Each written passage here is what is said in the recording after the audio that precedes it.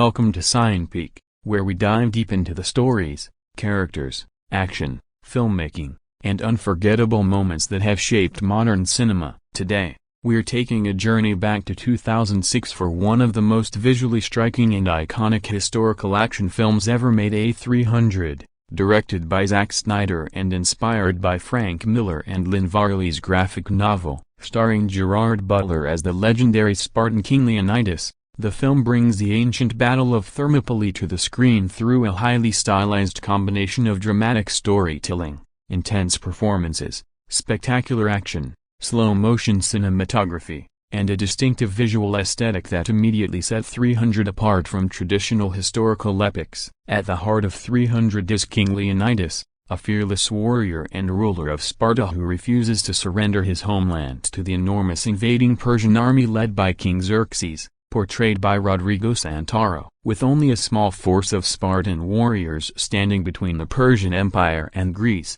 Leonidas and his soldiers march toward the narrow mountain pass of Thermopylae, knowing that the odds are overwhelmingly against them. What follows is not simply a battle for territory, but a story about courage, sacrifice, loyalty, freedom, and the determination to stand against an apparently unstoppable enemy. Alongside Gerard Butler, the film features Lena Headey as Queen Gorgo, David Wenham as Dilios, Dominic West as Theron, and Michael Fassbender as Stelios, with each character contributing to the film's larger story of resistance and sacrifice. What makes 300 particularly memorable is the way Zack Snyder transforms the ancient world into a heightened cinematic experience. Rather than presenting history as a conventional realistic period drama, the movie embraces the graphic novel origins of its source material, using dramatic compositions, stylized environments, powerful narration, striking costumes, slow-motion combat sequences, and a distinctive visual palette to create an almost mythological atmosphere. The result is a film that feels larger than life, turning the warriors of Sparta into legendary figures while presenting their final stand with extraordinary visual intensity. The movie's action sequences became one of its defining features, combining brutal close-quarters combat with carefully choreographed movement and visual effects that helped establish 300 as a major milestone in early digital-era action filmmaking. But beneath the spectacle and battlefield violence, 300 is ultimately a story about what people are willing to sacrifice for their beliefs. Leonidas understands that his small army cannot realistically defeat the entire Persian force. Yet he chooses to fight because surrender would mean abandoning the principles he believes define Sparta. The film explores this idea through Leonidas' relationship with Queen Gorgo, his bond with his soldiers, the political struggles surrounding Sparta, and the larger conflict between freedom and submission. As the battle progresses and the Spartans become increasingly surrounded,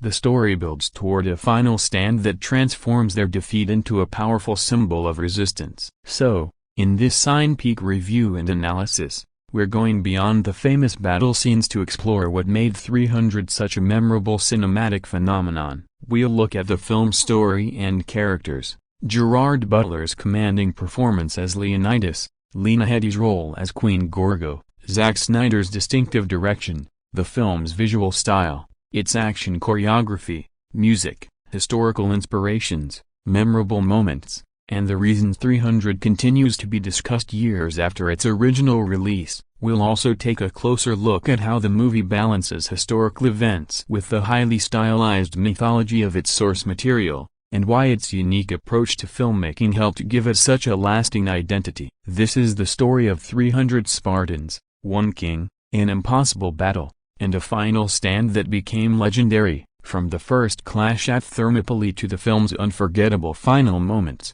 300 delivers a cinematic experience built around courage, sacrifice, and defiance. So sit back, turn up the volume, and join us here on CinePeak as we step into the world of Sparta, revisit the legendary Battle of Thermopylae, and take a detailed look at 300, the film that transformed an ancient historical event into one of the most recognizable visual spectacles in modern action cinema. 300 is 2006 epic historical fantasy action film directed by Zack Snyder, who co-wrote the screenplay with Kurt Johnstad and Michael B. Gordon. The film is based on the acclaimed 1998 limited comic book series 300, created by legendary comic book writer and artist Frank Miller with colorist Lynn Varley and published by Dark Horse Comics. Rather than presenting history as a strictly realistic account, the movie deliberately transforms the ancient past into a highly stylized, larger-than-life fantasy world, combining historical events with mythology, exaggeration, supernatural imagery, and graphic novel aesthetics. At the center of the story is the famous Battle of Thermopylae, an event that took place during the Greco-Persian Wars, when a relatively small Greek force attempted to hold a strategically important mountain pass against the vastly larger invading Persian army. The story focuses primarily on King Leonidas of Sparta, portrayed by Gerard Butler, a fiercely determined warrior king who refuses to submit to the Persian ruler Xerxes, played by Rodrigo Santoro. When Xerxes demands that Sparta surrender and recognize Persian authority, Leonidas rejects the offer and prepares to defend his homeland. Bound by Spartan military traditions and facing political and religious restrictions that prevent him from immediately mobilizing the entire Spartan army, Leonidas ultimately chooses to take a small force of 300 elite Spartan warriors to the narrow pass of Thermopylae. Although the Spartans know they are dramatically outnumbered, Leonidas recognizes that the geography of the pass can neutralize some of the Persian army's numerical advantage. His objective is not simply to win a conventional battle, but to hold the position for as long as possible, inflict heavy losses on the invading forces, and inspire the rest of Greece to resist Persian expansion. As Leonidas and his warriors prepare for battle, the film establishes the distinctive culture of Sparta, a society built around military discipline, physical strength, courage, loyalty, and sacrifice. Leonidas himself is presented as the product of this unforgiving system, having been trained from childhood to become a warrior and eventually a king. His leadership is based not only on his authority as a monarch but also on his willingness to stand beside his soldiers and face the same dangers they face. His relationship with his wife, Queen Gorgo, portrayed by Lena Headey, provides an important emotional and political dimension to the story. While Leonidas travels toward Thermopylae, Gorgo remains in Sparta and attempts to convince the city's political leaders to support her husband's position and send additional forces to aid the Greek resistance. Her storyline demonstrates that the conflict is not being fought solely on the battlefield. Political decisions,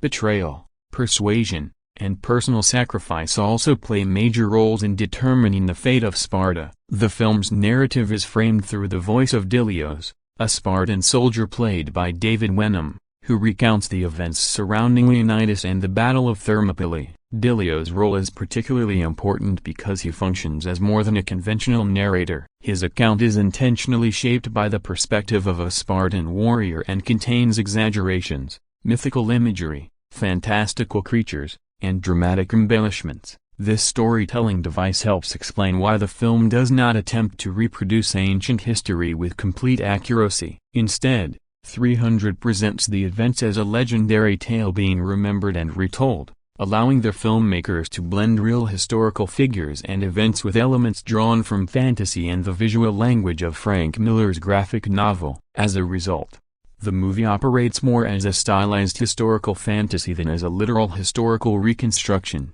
When the Spartan force reaches Thermopylae, Leonidas and his soldiers confront an enormous Persian army commanded by Xerxes. Xerxes is portrayed as a powerful and almost supernatural figure who believes that the sheer scale of his empire makes resistance futile. He offers Leonidas the opportunity to surrender, but the Spartan king refuses. The confrontation between the two rulers becomes one of the film's central conflicts. Leonidas represents Spartan independence, defiance, and martial honor, while Xerxes represents imperial expansion and absolute authority. The Persian forces subsequently launch repeated attacks against the vastly smaller Spartan contingent, expecting their numerical superiority to overwhelm the defenders. However, Leonidas uses the narrow geography of Thermopylae and the discipline of his warriors to create an unexpectedly effective defensive position. The resulting battles form the visual and emotional centerpiece of 300. The Spartans repeatedly confront wave after wave of Persian soldiers,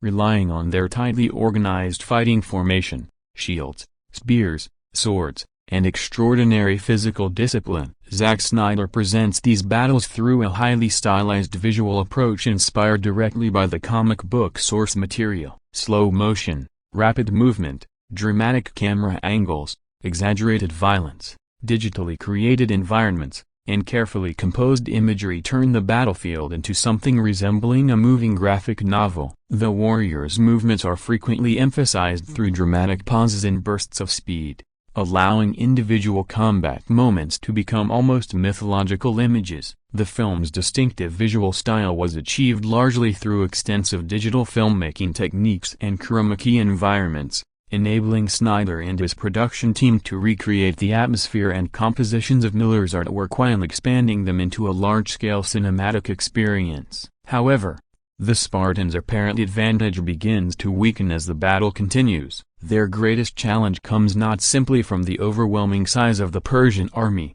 but from betrayal and the discovery of another route around the defensive position. The film introduces Ephialtes, a physically deformed Spartan who desperately wants to fight alongside Leonidas but is rejected because he cannot properly perform the Spartan military formation. His bitterness and desire for recognition ultimately lead him to betray the Greeks by revealing a hidden mountain path that allows Persian forces to move around the Spartan defenses. This development changes the nature of the battle, placing Leonidas and his remaining warriors in an increasingly hopeless position. While the military situation deteriorates at Thermopylae, Queen Gorgo fights her own battle in Sparta. She attempts to persuade the Spartan political leadership to support the resistance and provide Leonidas with the forces he needs. Her storyline explores the political consequences of the war and highlights the sacrifices made by those who remain behind. Gorgo's determination mirrors Leonidas' courage. Although her battlefield is the political world rather than the mountains of Thermopylae, her efforts also become complicated by deception and betrayal within Sparta,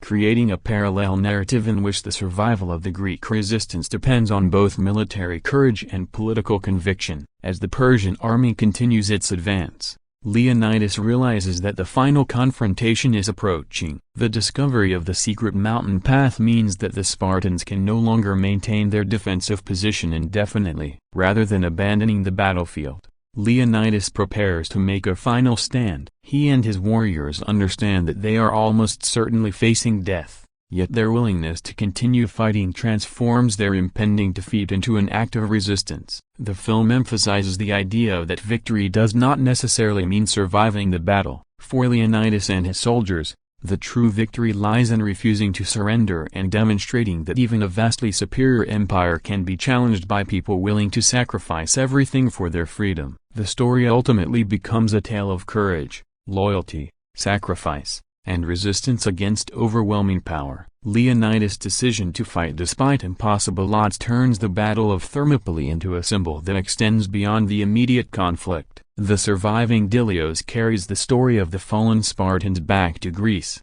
ensuring that their sacrifice becomes a rallying point for the larger Greek resistance. In this way, the film's narrative moves beyond the death of its central warriors and suggests that their final stand helped inspire others to continue the struggle. The story is therefore presented not simply as a tragedy, but as a legend about how sacrifice can influence generations and how a seemingly lost battle can contribute to a larger victory. A major characteristic of 300 is the way it deliberately mixes history with fantasy. Although Leonidas, Xerxes, Sparta, the Persian invasion, and the Battle of Thermopylae are rooted in historical events, many elements of the film are intentionally exaggerated or fictionalized. The Persian forces are presented through highly fantastical imagery, while creatures, warriors, costumes, environments, and supernatural-looking characters reflect the graphic novel interpretation rather than historical reality. Dilios' role as an unreliable narrator reinforces this approach by presenting the story as a dramatic legend rather than an objective historical record. Consequently, viewers are encouraged to experience 300 as an epic mythological interpretation of an ancient battle rather than as a documentary-style recreation of what actually happened. The production itself played a major role in creating the movie's distinctive identity. Instead of filming primarily in traditional historical locations, much of 300 was created through extensive use of green screen and chroma key techniques. allowing the filmmakers to construct highly controlled digital environments around the actors. This approach enabled Snyder to closely reproduce the compositions and atmosphere of Frank Miller's artwork while giving the story a cinematic scale. The result was an unusual visual combination of live-action performances and digitally constructed landscapes, with the filmmakers using color, lighting, shadows, slow motion, and stylized effects to create the film's instantly recognizable appearance. Although 300 received criticism for its historical inaccuracies and its depiction of the Persians, the film was generally praised by many critics and audiences for its visual ambition, action sequences, distinctive style, direction, and performances. Its interpretation of ancient Persia and the Persian characters generated considerable debate, with some historians and commentators arguing that the movie presents an excessively stereotypical and antagonistic depiction of the Persian Empire. These criticisms are particularly important when considering the film as an adaptation of a graphic novel, because 300 was never designed to function as a neutral historical account. Its purpose is instead to transform the Battle of Thermopylae into a visually spectacular legend centered on the ideals of courage, sacrifice, and defiance. Commercially, the film became a major worldwide success, earning more than $468 million at the global box office and ranking among the highest-grossing films of 2007. Its opening weekend was also exceptionally strong for its time, establishing 300 as a significant commercial event and helping turn the film's visual style into a major part of contemporary pop culture. The movie subsequently received numerous award nominations, including 10 nominations at the 34th Saturn Awards, where it won for Best Action, Adventure, or Thriller Film and Best Director for Zack Snyder. Its success also established 300 as an influential modern action film and further cemented Snyder's reputation for highly stylized visual storytelling. The film's journey to audiences included an unfinished version that premiered at Butnumathon in Austin on December 9, 2006. Followed by the completed film's premiere at the Berlin International Film Festival on February 14, 2007. 300 was then released theatrically in the United States on March 9, 2007, in both conventional theaters and IMAX venues, before arriving on home media later that year. Although it was commonly associated with 2006 because of its early unfinished screening, its major theatrical release occurred in 2007. The movie's success eventually led to a follow-up film, 300, Rise of an Empire, which was released in 2014 and expanded the story of the Greco-Persian conflict through a different perspective. Ultimately, 300 stands as a highly stylized cinematic interpretation of one of ancient history's most famous military confrontations. Through Gerard Butler's commanding performance as King Leonidas, Lena Headey's portrayal of Queen Gorgo, David Wenham's narration as Dilios, Rodrigo Santoro's imposing interpretation of Xerxes, and Zack Snyder's unmistakable visual direction, the film transforms the Battle of Thermopylae into a dramatic story of courage, sacrifice, political struggle, betrayal, and resistance. While its historical accuracy remains heavily debated, its purpose is rooted in the creation of an epic legend rather than a literal recreation of history. Its combination of graphic novel imagery, innovative digital filmmaking,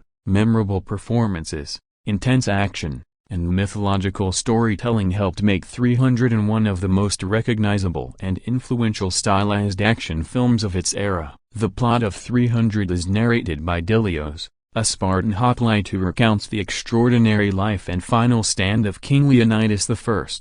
His story begins long before the famous Battle of Thermopylae, taking the audience back to Leonidas' childhood in Sparta and the brutal military education known as the agoge. From a young age, Leonidas is subjected to a harsh system designed to transform Spartan boys into disciplined and fearless warriors. He is separated from his family, trained to endure hunger, cold, pain, and physical exhaustion, and eventually sent into the wilderness to survive alone. During his ordeal, he encounters and kills a dangerous wolf, returning to Sparta having demonstrated the courage and determination expected of a future warrior. Years later, Leonidas becomes a powerful and respected Spartan king, devoted to the independence of his city and the military traditions that define its society. Leonidas' rule is eventually tested when a Persian herald arrives in Sparta carrying a message from King Xerxes, the ruler of the vast Persian Empire. The herald demands that Sparta submit to Persian authority and offer the traditional symbols of surrender, earth and water, as a declaration of obedience. Leonidas immediately recognizes the demand as an insult to Spartan freedom. Instead of accepting Xerxes' authority, he challenges the Persian messenger and refuses to bow to the invading empire. The confrontation becomes even more personal when the herald insults Queen Gorgo, Leonidas' wife. Furious at the disrespect shown toward his queen and homeland, Leonidas and the Spartans reject the demand completely, ultimately sending the Persian herald and his companions into the seemingly bottomless pit used by the Spartans as a symbol of their refusal to surrender. Determined to prepare Sparta for the inevitable Persian invasion, Leonidas seeks the approval of the ephors, the religious and political authorities who hold considerable influence over Spartan decision-making. He presents a military strategy centered on Thermopylae, a narrow coastal pass that could allow a small number of heavily armed Greek soldiers to confront a vastly larger Persian army. Leonidas understands that the Persian forces possess an overwhelming numerical advantage, but he believes the restricted terrain of Thermopylae can prevent the Persians from fully exploiting their numbers. By forcing the enemy into a narrow passage, the disciplined Spartan phalanx could potentially withstand wave after wave of Persian attacks. Leonidas' plan is strategically sound, but the ephors refuse to authorize his request for a full military mobilization. The ephors claim that Sparta cannot officially go to war because the religious festival of Carnea is approaching. They also consult the oracle, whose prophecy appears to support their decision and warns of disastrous consequences for Sparta. Leonidas is furious, believing that political and religious restrictions are being used to prevent the city from defending itself. Unknown to him at first, however, the decision is influenced by corruption. A representative of Xerxes has secretly established a relationship with the Spartan politician Theron, who has helped ensure that the ephors remain resistant to Leonidas' plans. The Persian side rewards the ephors with gold, while the corrupt officials are manipulated through false or manipulated prophecies designed to keep Sparta divided and inactive while Xerxes prepares his invasion. Unable to obtain official permission to mobilize the Spartan army, Leonidas refuses to simply sit and wait for the Persian invasion. Instead, he assembles a small group of 300 elite Spartan warriors. The men who join him are experienced soldiers and fathers who understand that they may never return home. In keeping with Spartan tradition, each warrior leaves behind a family and a son who can continue his name and legacy. Leonidas presents the expedition not as an officially declared war but as a personal journey with a small force of his own choosing, allowing him to move toward Thermopylae despite the restrictions imposed by the ephors and the Spartan authorities. As Leonidas and his 300 warriors depart, Theron and members of the Spartan council confront them and accuse the king of defying the city's religious and political authorities. Leonidas refuses to openly acknowledge that he is leading an unauthorized military campaign, but his intentions are clear. He and his soldiers continue toward the hot gates of Thermopylae, determined to defend Greece regardless of whether the rest of Sparta is prepared to support them. Along the way, they are joined by several thousand Arcadian warriors, led by Daxos, along with other Greek soldiers who are willing to resist the Persian invasion. The combined Greek force remains tiny compared with the massive Persian army, but their unity gives Leonidas additional strength as they approach the battlefield. During their journey, the Greeks encounter the horrifying consequences of the Persian invasion. They discover a village that has been completely destroyed, with its inhabitants slaughtered and its buildings devastated. The scene confirms that Xerxes' campaign is not simply a political expedition but a brutal military conquest. As the Greek force continues toward Thermopylae, they also witness the power of nature working against the Persian fleet. A violent storm strikes the Aegean Sea, destroying numerous Persian naval vessels. Although the Spartans recognize that this gives them an unexpected advantage, they remain aware that the main Persian army is still enormous and advancing toward their position. Upon reaching Thermopylae, Leonidas and his men scout the surrounding area and discover the enormous Persian encampment. Instead of becoming intimidated by the size of the enemy, Leonidas immediately begins preparing the battlefield to favor the Greeks. The Spartans construct a defensive wall from the bodies of Persian scouts they have killed, creating a physical barrier that reinforces the narrow passage. Their strategy is simple but effective: prevent the Persian army from surrounding them and force its soldiers to attack through the restricted terrain where Spartan discipline and heavy infantry tactics can be used to their greatest advantage. It is at Thermopylae that Leonidas encounters Ephialtes, a physically deformed man born in Sparta whose parents fled the city to prevent him from being subjected to the harsh treatment reserved for children considered incapable of becoming Spartan warriors. Despite his physical limitations, Ephialtes possesses considerable determination and dreams of fighting beside Leonidas. He reveals that he knows of a hidden mountain path that could potentially allow the Persians to move around the Greek defenses. Ephialtes hopes to redeem his family's name by joining Leonidas' army, and he demonstrates his skill with a spear during his attempt to prove himself. Leonidas, however, refuses Ephialtes' request to join the Spartan formation. The king understands that the Spartan phalanx depends on every warrior being capable of holding his shield correctly and protecting the soldier beside him. Because Ephialtes cannot raise his shield high enough to maintain the defensive formation, Leonidas explains that accepting him would create a weakness that could endanger the entire unit. Although Leonidas shows sympathy toward Ephialtes and acknowledges his courage, he ultimately rejects his request. This rejection becomes one of the most important turning points in the story, as Ephialtes' desire for recognition eventually turns into resentment and betrayal. The Persian army soon approaches the Greek defensive position and demands that the Spartans surrender their weapons. Leonidas responds with the famous defiant spirit that defines the film, refusing to submit to Xerxes. The first major battle begins as enormous waves of Persian infantry advance into the narrow pass. Despite their numerical disadvantage, the Spartans use their disciplined formation, shields, spears, and swords to devastating effect.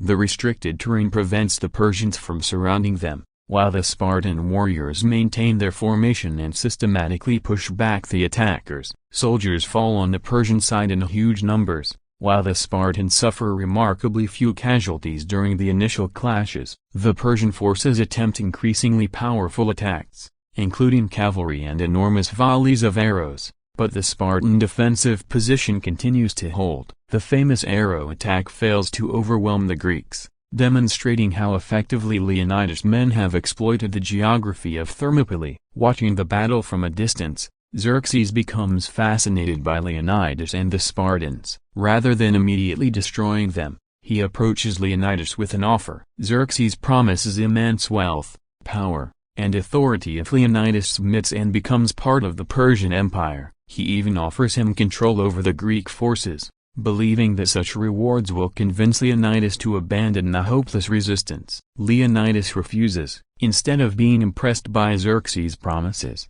he mocks the quality of the Persian warriors and refuses to accept a life of comfort in exchange for surrender. Humiliated and angered, Xerxes sends his elite immortals, an elite Persian fighting force, against the Spartans. Among them is a monstrous and heavily armed warrior who adds a fantastical element to the battle. Even this elite force fails to break the Spartan line. Leonidas and his soldiers continue to fight with remarkable efficiency, though they begin suffering casualties as the Persian attacks become more intense. On the second day, Xerxes becomes increasingly frustrated. He sends wave after wave of new forces against the Greek position, hoping that sheer numbers will eventually overwhelm the defenders. The Persian attacks include enslaved soldiers forced into combat, enormous war elephants, heavily equipped warriors, bombardiers, and even a massive armored rhinoceros. The film presents these forces with exaggerated and fantastical imagery, emphasizing the enormous scale and strange nature of Xerxes' empire. Yet despite these increasingly brutal assaults,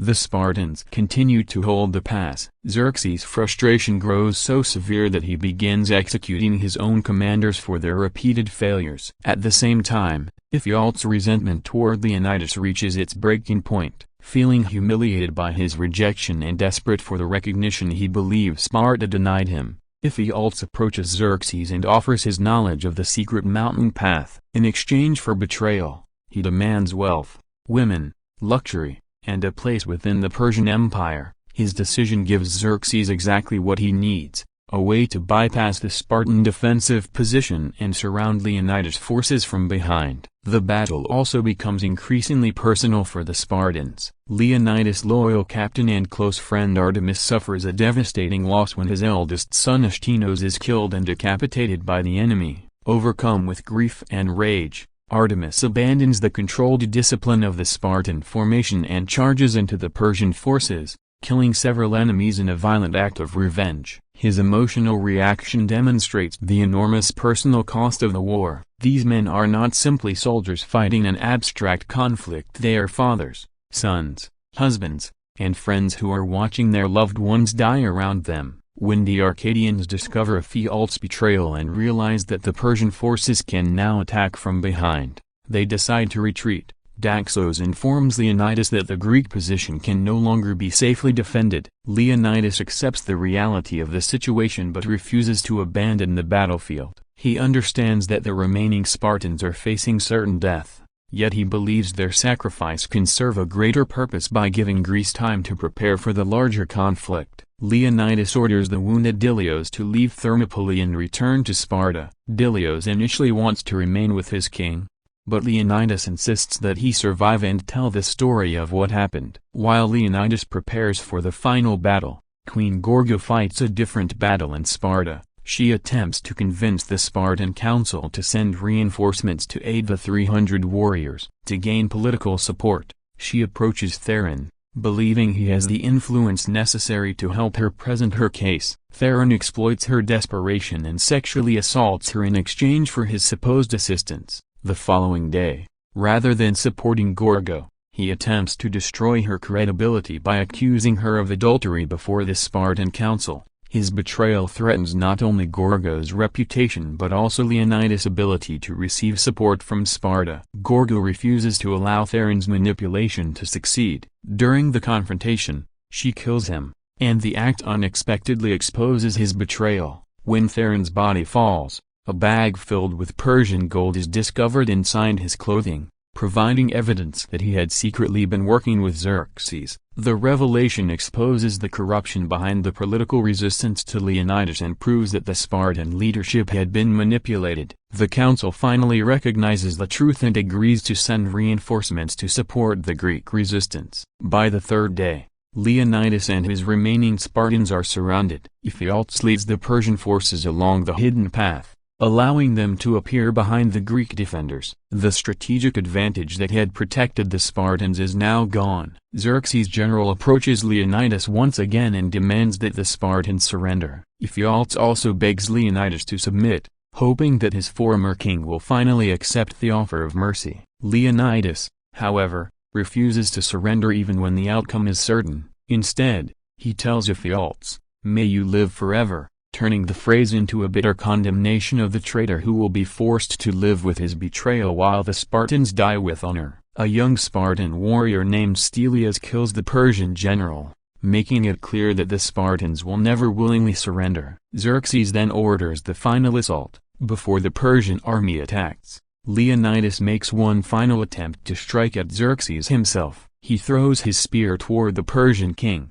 cutting his face and causing him to bleed. The gesture is symbolically important because Xerxes has presented himself as a divine or godlike ruler. By making him bleed, Leonidas demonstrates that despite Xerxes' claims to absolute power, he is still mortal. With no escape remaining, Leonidas and the surviving Spartans prepare for their final stand. They fight together against the enormous Persian army, continuing to resist despite being completely surrounded. One by one, the remaining warriors fall until Leonidas himself is killed. The Persians ultimately overwhelm the Spartan position through a massive barrage of arrows, bringing the legendary defense of Thermopylae to an end. The Spartans lose the battle and their lives, but their refusal to surrender gives their sacrifice a meaning that extends far beyond the battlefield. Dilios survives and returns to Sparta carrying the memory of Leonidas and the 300 warriors. His testimony becomes a crucial part of the story because he is able to explain what happened at Thermopylae and inspire the Spartan leadership to continue the war. Leonidas' sacrifice demonstrates that the Persian army can be resisted, while the deaths of the Spartans become a powerful symbol of courage and freedom. The story that Dilios tells helps unite the Greeks around the idea that Xerxes' empire can be challenged. 1 year later,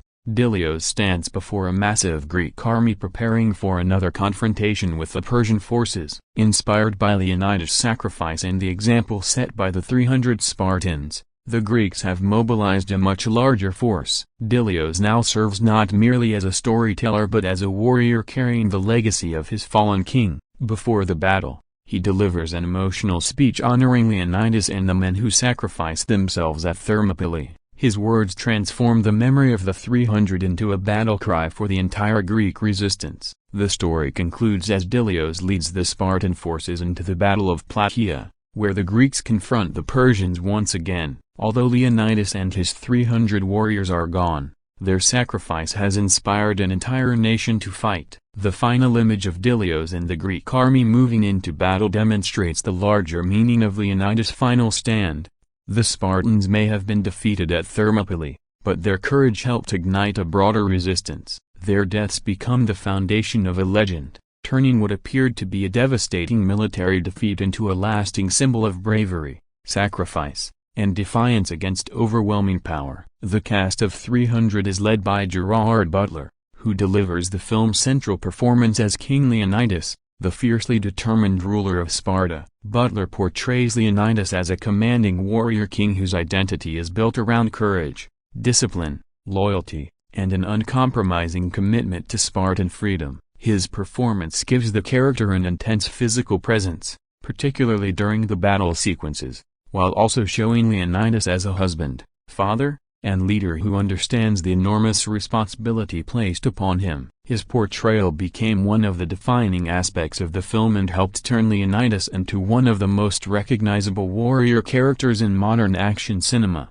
David Wenham plays Dilios, a Spartan soldier who serves as the film's narrator and the primary storyteller. Dilios is one of the few members of Leonidas' force who survives the Battle of Thermopylae, allowing him to return to Sparta and recount the events to the wider Greek resistance. Wenham's performance provides the film with its narrative framework, as Dilios' perspective transforms the historical events into an epic legend filled with dramatic and heroic imagery. His character is also significant because Leonidas deliberately sends him away from Thermopylae after he becomes injured, giving him the responsibility of preserving the memory of the fallen Spartans. Lena Headey portrays Queen Gorgo, Leonidas' wife and the Queen of Sparta. Gorgo is not presented merely as a supporting character but as an important political and emotional counterpart to Leonidas. While her husband fights at Thermopylae, she remains in Sparta and attempts to persuade the political leadership to support his cause. Headey portrays Gorgo as intelligent, determined, courageous, and politically capable, emphasizing her willingness to fight for Sparta through diplomacy and political influence. Her storyline also brings an emotional dimension to the film, particularly as she struggles against corruption and betrayal within the Spartan political system while trying to secure reinforcements for Leonidas. Giovanni Cimino plays Plistarchus, the young son of Leonidas and Gorgo. Although his role is relatively limited compared with the major characters, Plistarchus represents Leonidas' family and the future generation of Sparta. His presence reinforces the personal stakes behind Leonidas' decision to leave home and fight at Thermopylae. As the son of the Spartan king and queen, he also symbolizes the continuation of Leonidas' bloodline and the legacy that the king hopes to leave behind. Dominic West portrays Theron, a politically influential but deeply corrupt Spartan politician. Theron becomes one of the film's principal human antagonists because he secretly cooperates with forces working against Leonidas. Rather than supporting the defense of Sparta, he uses his political influence for personal advantage and becomes involved in a conspiracy involving the Persian Empire. West's performance presents Theron as manipulative, arrogant, and opportunistic, particularly in his interactions with Queen Gorgo and the Spartan Council. His eventual exposure plays an important role in revealing the corruption that has prevented Sparta from fully supporting Leonidas. Vincent Regan plays Captain Artemis, Leonidas' loyal military commander, close friend, and trusted battlefield companion. Artemis is one of the most experienced warriors among the 300 and serves as a key figure within the Spartan fighting force. Regan portrays him as disciplined and fiercely loyal to Leonidas, but also as a devoted father. His relationship with his eldest son, Astinos, gives the character an emotional dimension that becomes particularly important during the Battle of Thermopylae. When Astinos is killed, Artemis' grief and rage temporarily overcome his military discipline, creating one of the film's most emotionally intense battlefield moments. Tom Wisdom portrays Astinos, the eldest son of Captain Artemis and one of the younger Spartan warriors fighting alongside Leonidas. Astinos represents the younger generation of Spartan soldiers who have inherited the military traditions of their society. He fights courageously beside his father and the other Spartans, demonstrating skill and bravery during the battles. His death becomes a devastating personal tragedy for Artemis and highlights the enormous human cost of the Persian invasion. Andrew Plevin appears as Daxos, an Arcadian leader who joins forces with Leonidas and the Spartan warriors at Thermopylae. Daxos commands a group of Arcadian and other Greek soldiers who arrive to support the Spartan defense. Although his soldiers are not part of the elite 300, Daxos respects Leonidas' leadership and recognizes the importance of resisting Xerxes' invasion. His character also provides a contrasting perspective on the battle because, unlike Leonidas, he ultimately recognizes when the Greek position has become impossible to defend and chooses to withdraw his forces after discovering the secret path revealed by Ephialtes. Andrew Tiernan portrays Ephialtes, one of the film's most tragic and controversial characters. Ephialtes is a physically deformed Spartan outcast whose parents fled Sparta to protect him from the brutal practices of Spartan society. Despite his physical limitations, he desperately wants to become a warrior and earn the respect of his people. He approaches Leonidas and asks to join the 300, but Leonidas rejects him because Ephialtes cannot hold his shield properly and therefore cannot maintain the Spartan phalanx formation. Humiliated and consumed by resentment, Ephialtes eventually betrays the Spartans by revealing the secret mountain path to Xerxes. Tiernan's performance emphasizes the character's mixture of desperation, insecurity, bitterness, and betrayal. Rodrigo Santoro portrays King Xerxes, the powerful ruler of the Persian Empire and the principal antagonist of the film. Xerxes is presented in an intentionally exaggerated and almost supernatural manner, appearing as a larger-than-life ruler who believes himself to be a divine or godlike figure. Santoro's performance emphasizes Xerxes' confidence, arrogance, sensuality, an enormous sense of authority. Rather than simply functioning as a conventional military commander, Xerxes attempts to psychologically dominate Leonidas by offering him wealth, power, and control over Greece. His growing frustration when the Spartans repeatedly defeat his forces reveals the limits of his supposedly unlimited power. Stephen Caddy plays the loyalist, a Spartan politician who represents a more honorable side of the city's political leadership. Unlike the corrupt figures who obstruct Leonidas, the loyalist remains committed to Sparta and its defense. His presence helps illustrate the political conflict taking place within the city,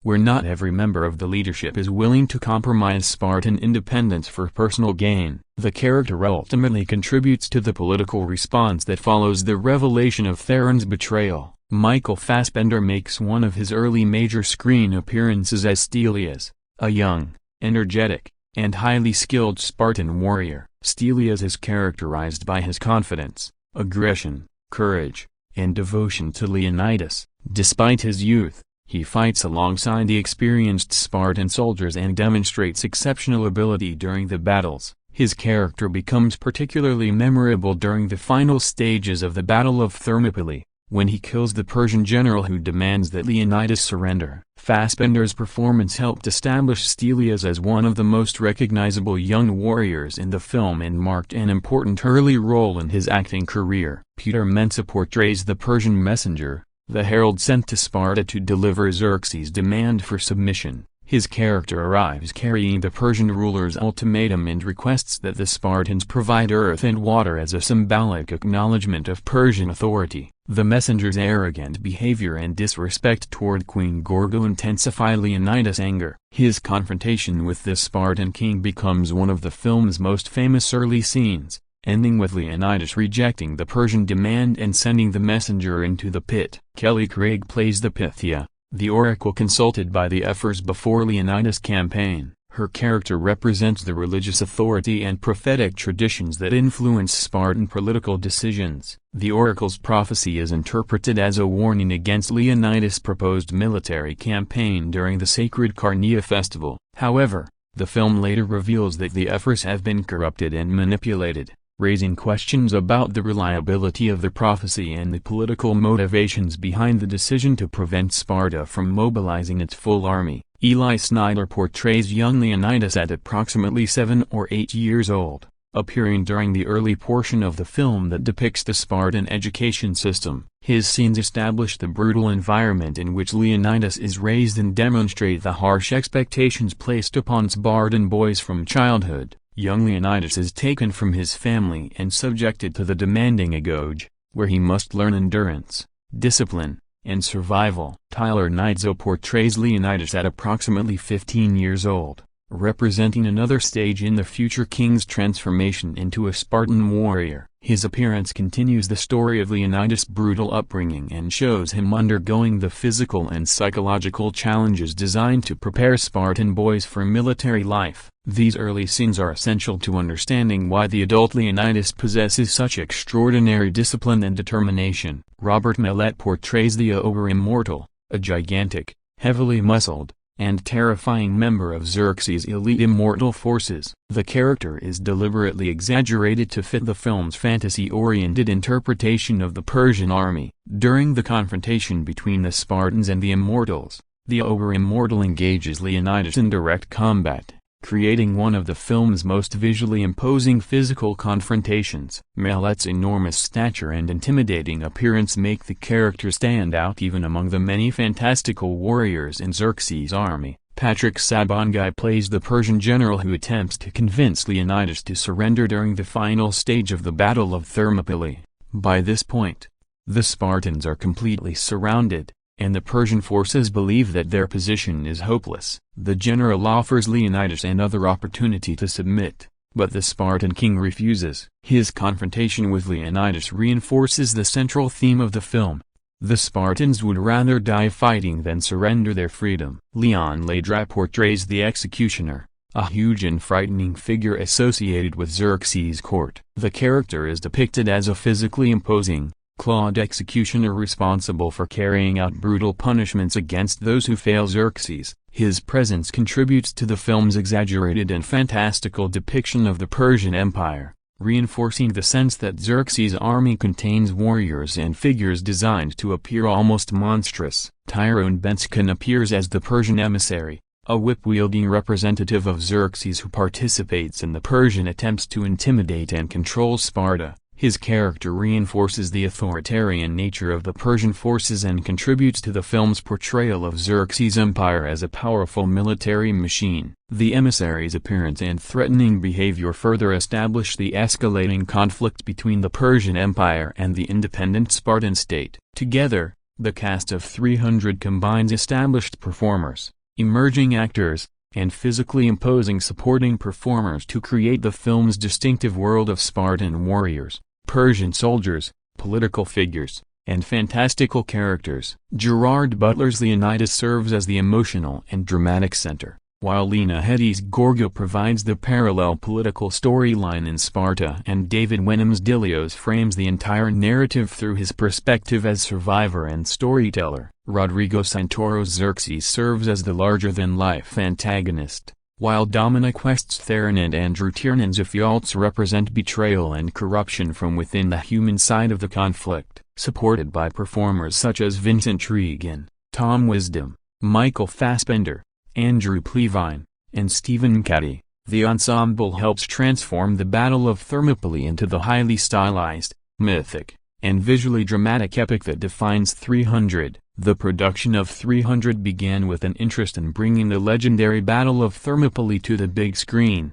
although Zack Snyder's film was not the only project being considered around the same period. Producer Gianni Nunnario became particularly interested in the subject after discovering Frank Miller's 1998 graphic novel 300, which presented the ancient battle through a highly stylized and dramatic visual approach. At the same time, filmmaker Michael Mann had been developing his own potential film about Thermopylae based on Stephen Pressfield's historical novel Gates of Fire. Nunnery, however, was strongly impressed by Miller's graphic novel and decided to acquire the film rights, seeing the comic's distinctive artwork and dramatic interpretation as the foundation for a visually ambitious cinematic adaptation. The film was subsequently developed as a collaboration between producers Gianni Nunnery and Mark Canton, with Michael B. Gordon initially responsible for writing the screenplay. The project gained a major creative boost when Zack Snyder was hired as director in June 2004. Snyder had already been interested in adapting Frank Miller's work and had previously attempted to develop a filmed version of 300 before making his feature film debut with the 2004 remake of Dawn of the Dead. Once Snyder joined the project, he worked to reshape the screenplay around his own cinematic vision while maintaining the visual and narrative spirit of Miller's original work. Screenwriter Kurt Johnstad was brought in to rewrite Gordon's screenplay for production,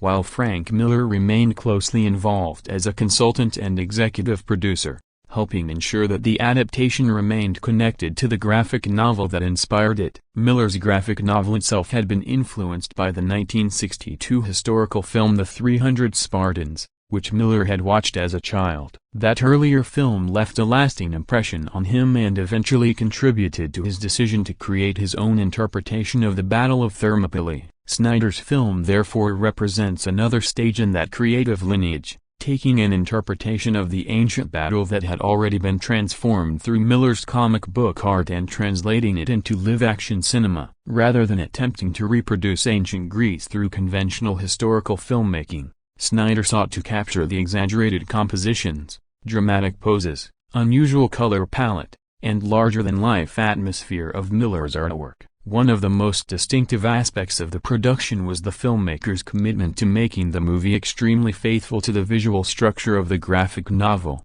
300 has frequently been described as a near-shot-for-shot adaptation, in a similar spirit to the 2005 film Sin City, another major film adaptation of Frank Miller's work. Snyder used photocopies of individual comic book panels during the planning process and treated them as visual targets for the corresponding shots in the movie. This approach allowed the director and his cinematographers to carefully recreate specific compositions, character poses, camera angles, and moments from the source material while simultaneously expanding them into a moving cinematic world. Instead of simply using the comic as loose inspiration, Snyder essentially treated the artwork as a visual blueprint for the film. The filmmakers also retained Dilios as the narrator, an important decision that helped solve one of the adaptation's biggest creative challenges. Because the original comic presents a highly exaggerated version of history, Snyder needed a narrative device that would allow the movie to incorporate fantastical imagery without pretending that every element represented objective historical reality. Dilios serves this purpose by presenting the story from the perspective of a Spartan soldier and storyteller. His narration creates the impression that the events are being remembered and retold as a heroic legend,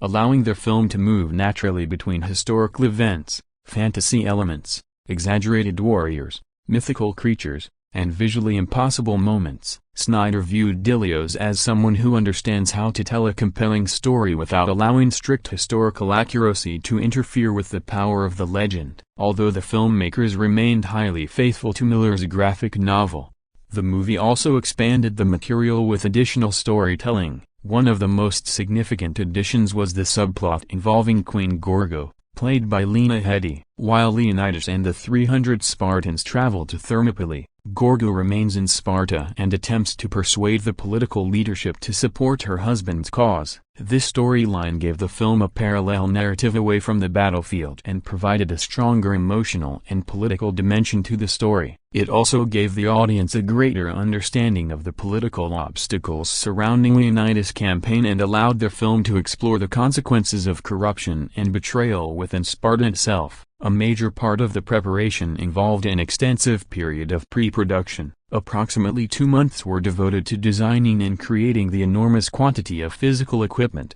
costumes, makeup effects, weapons, and creature designs required for the film. Hundreds of shields, spears, swords, and other weapons were produced for the production, with some props being recycled from previous historical epics such as Troy and Alexander. Because the film's world included both realistic soldiers and highly exaggerated fantasy creatures, the production team had to develop an extensive range of visual designs. Creature designer Gerard Butler worked on the film's unusual creatures, while practical effects teams created an animatronic wolf and 13 animatronic horses. The preparation of the actors was equally demanding. The cast trained extensively alongside professional stunt performers to develop the physical appearance and fighting abilities required for the film. The production placed particular emphasis on creating the impression that the Spartan warriors were exceptionally disciplined, muscular, and physically powerful. The training was so intensive that even Zack Snyder participated alongside the actors and stunt performers. This physical preparation was essential because the film's action sequences depend heavily on the appearance and movement of the Spartan warriors. The actors needed to convincingly perform demanding combat movements while maintaining the distinctive poses and formations established in Frank Miller's artwork. Costume and makeup design also represented a major undertaking. More than 600 costumes were created for the production,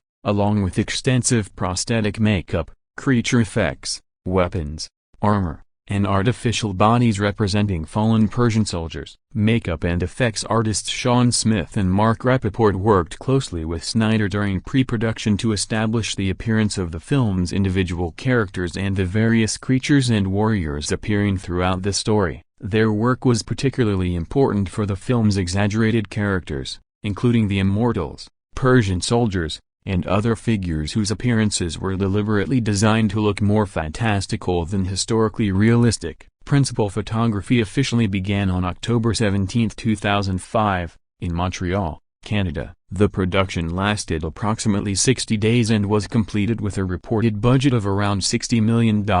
Unlike conventional historical films, which often depend heavily on large outdoor locations, 300 was designed around an extensive digital backlot approach. Much of the movie was filmed against large blue-screen backgrounds at the now-defunct Ice Storm Studios in Montreal. The decision allowed Snyder to control almost every visual element of the environment and gave the filmmakers the freedom to recreate the surreal landscapes and compositions of Miller's artwork. The film was also shot largely in chronological order, which helped the cast and filmmakers maintain the progression of the story and the physical transformation of the characters. Because so much of the final environment would be created digitally, the actors frequently had to perform against empty blue backgrounds rather than completed sets. This presented a unique challenge for the performers. Lena Headey later described the experience as unusual because there was often little physical environment for the actors to interact with emotionally. Apart from their fellow performers, the actors had to imagine the massive armies,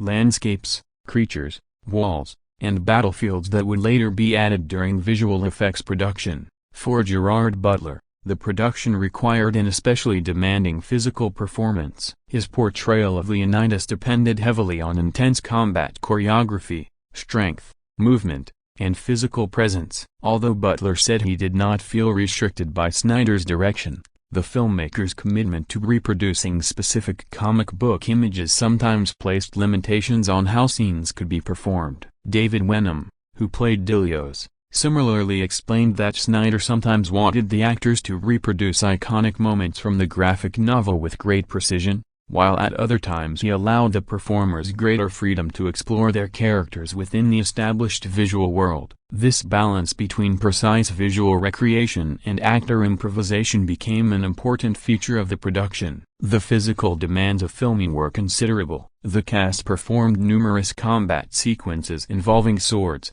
spears, shields, running, falls, and complex choreography. Gerard Butler suffered physical problems during production, including a pulled arm tendon and foot drop, demonstrating how demanding the filming process could be. The actors' extensive training and the use of professional stunt performers were therefore essential to completing the large-scale battle sequences safely while maintaining the intense physical style that defines the movie. Almost the entire film was constructed in controlled studio conditions, with only a very limited amount of material being filmed outdoors. One notable exception was a sequence involving horses traveling across the countryside, which was shot on location. The decision to keep most of the production inside the studio allowed Snyder and his visual effects team to maintain complete control over lighting, camera movement, backgrounds, and composition. It also made it possible to transform ordinary studio environments into the fantastical landscapes of ancient Greece and the Persian Empire during post-production. The extensive use of blue screens became one of the defining technical characteristics of the production. Rather than capturing finished environments during photography, Snyder and his team filmed the actors and physical elements separately and planned to construct the final world digitally. This approach was particularly well suited to the graphic novel aesthetic because it allowed the filmmakers to reproduce the exact composition of the original artwork while manipulating the environment far beyond what would have been possible through conventional location photography. After filming was completed, post-production became an enormous undertaking. Montreal-based Meteor Studios and Hybrid Technologies were responsible for filling the blue screen footage with digitally created environments, creatures, armies, landscapes, and other visual elements. The production ultimately required more than 1,500 visual effects shots, making the post-production process one of the most important components of the film's creation. Rather than simply adding background scenery, the visual effects artists effectively constructed the world in which the entire story takes place. Visual effects supervisor Chris Watts and production designer Jim Bissell developed a specialized visual processing technique known as the crush. This process allowed the artists to dramatically manipulate the contrast between light and dark areas of the image. By increasing contrast and carefully controlling the tonal range, the filmmakers created the distinctive appearance associated with 300. Certain scenes were also heavily desaturated or given specific color treatments to establish different emotional moods. The resulting images were designed to appear simultaneously realistic and artificial, giving the film the distinctive quality of a moving illustration rather than a conventional historical movie. The visual effects team worked extensively to create the film's enormous armies and fantastical creatures. Digital environments were combined with live-action performances to produce massive Persian camps, battlefields, mountains, skies, and landscapes that did not physically exist on the production sets. Computer-generated imagery was also used to enhance blood effects and create the exaggerated violence that characterizes the action sequences. Programs including Autodesk Maya,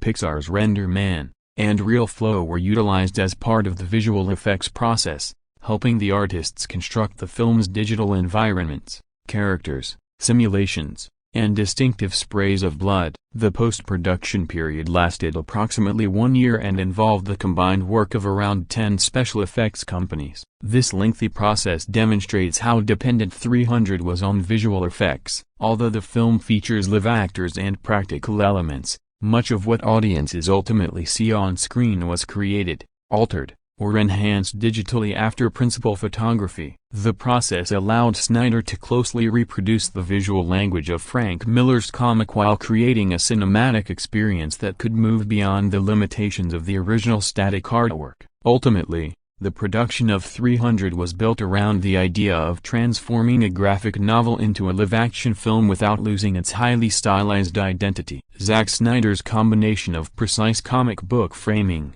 extensive blue screen photography, physical actor training, elaborate costumes and prosthetics, practical effects, digital environments, and more than a year of visual effects work created a distinctive cinematic style. The result was not intended to resemble a conventional historical epic. Instead, every major production decision from the studio-based photography and exaggerated performances to the color manipulation and digitally constructed landscape was designed to make the film feel like Frank Miller's artwork had come to life on screen. The music of 300 played a crucial role in establishing the film's intense, mythological, and larger-than-life atmosphere. The original score was composed by Tyler Bates, who began working on the project in July 2005. During the film's development and pre-production period, Bates approached the music with a goal of creating a sound that could match Zack Snyder's highly stylized visual world. Rather than writing a conventional historical score that simply evoked ancient Greece,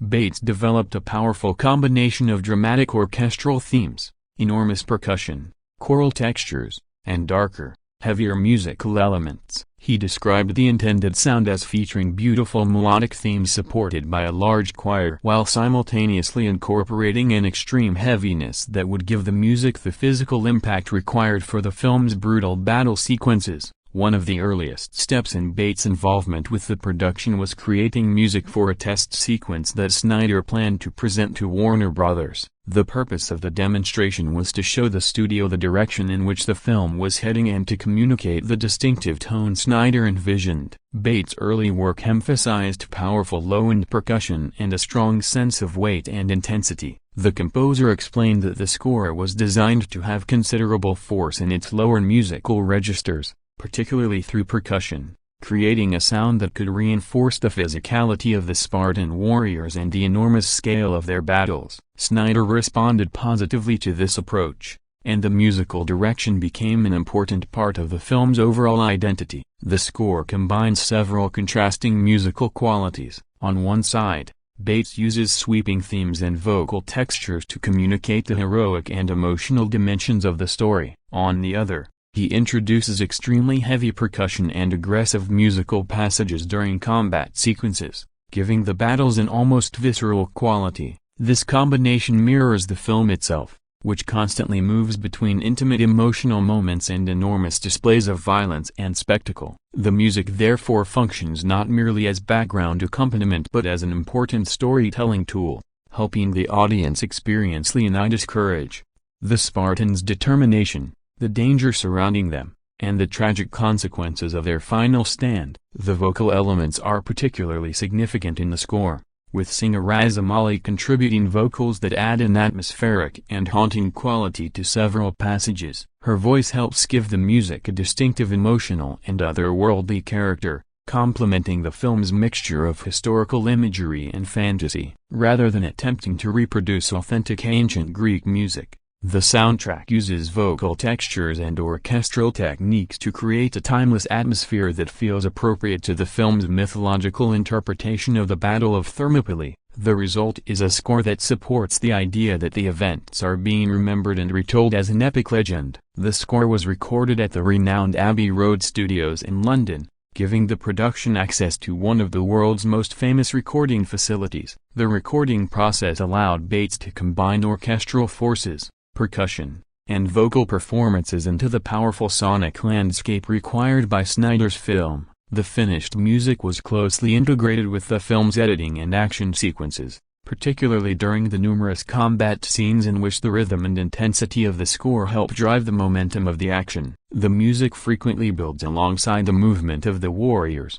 creating a sense of escalation as the Persian forces attack and the Spartans respond. The official 300 soundtrack was released on March 6, 2007, shortly before the film's theatrical release. It was issued in both a standard edition and a special edition. The special edition contained a 16-page booklet along with 3 two-sided trading cards, providing additional collectible material for fans of the film. The soundtrack itself contained 25 tracks, covering the major musical themes and sequences associated with the movie. The album gave listeners an opportunity to experience Bates' score outside the context of the film and helped establish the music as an important part of the 300 experience. Several pieces of music became closely associated with the film's dramatic imagery and characters. The score's recurring themes help reinforce the relationship between Leonidas and his warriors, the emotional connection between Leonidas and Queen Gorgo, and the growing sense of sacrifice as the battle progresses. More aggressive musical passages accompany the Spartans' confrontations with the Persian army,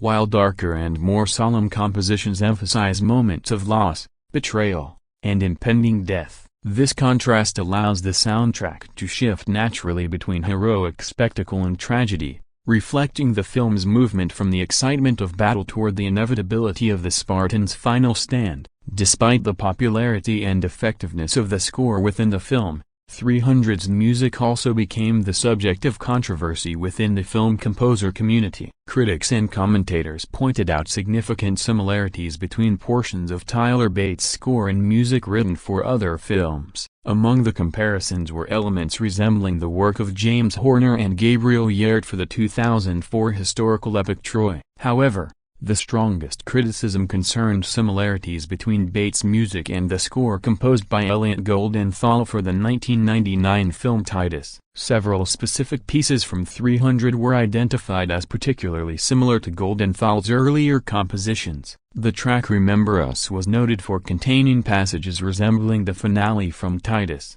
while Returns a King was compared with Goldenthal's Q Victorious Titus. These similarities generated considerable discussion because Goldenthal's Titus score had been released years before 300 and contained distinctive musical ideas that listeners felt were reproduced or closely echoed in parts of Bates' soundtrack. The controversy eventually resulted in an official response from Warner Bros. Pictures. On August 3, 2007, the studio acknowledged that a number of musical cues used in the 300 score had been derived, without Warner Brothers' knowledge or participation, from music composed by Elliot Goldenthal for Titus. The studio also emphasized its respect for Goldenthal, describing him as a longtime collaborator, and stated that the matter had been resolved amicably. The statement brought an official acknowledgement to the controversy while separating the studio from the circumstances surrounding the similarities. Despite the controversy surrounding portions of its composition,